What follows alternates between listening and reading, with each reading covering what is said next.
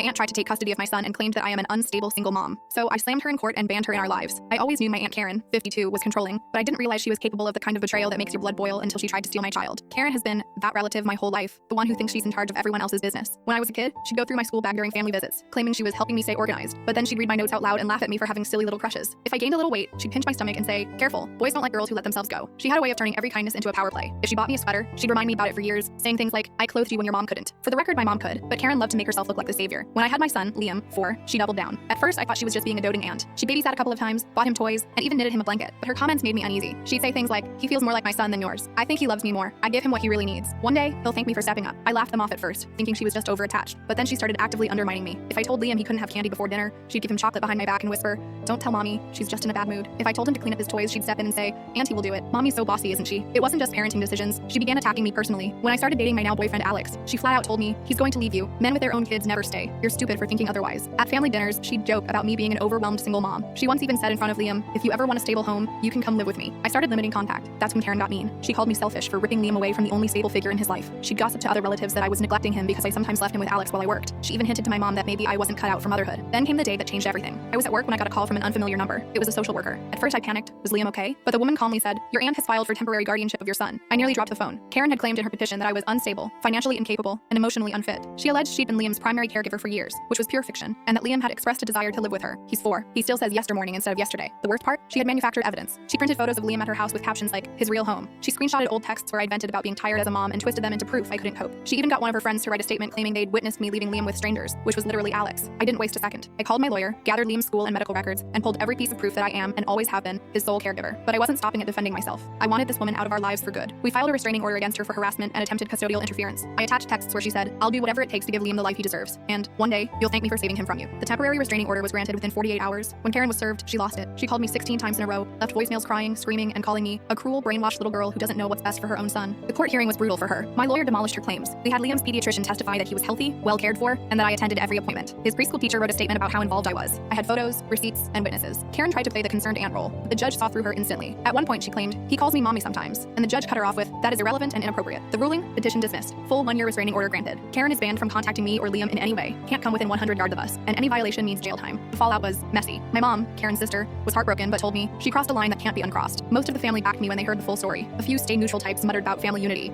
but I shut that down with, "She tried to take my child." There is no unity with someone like that. Karen, of course, is still painting herself as the victim. On Facebook, she posted vague nonsense like, "Sometimes the truth hurts, but I'll always fight for what's right," and "Family isn't blood, it's who shows up." A handful of her friends comment, "Stay strong," but most people know she's full of it. I ignored it until last week when Liam's daycare called. A woman had tried to pick him up, claiming she was his real mother. Full story on channel, link below.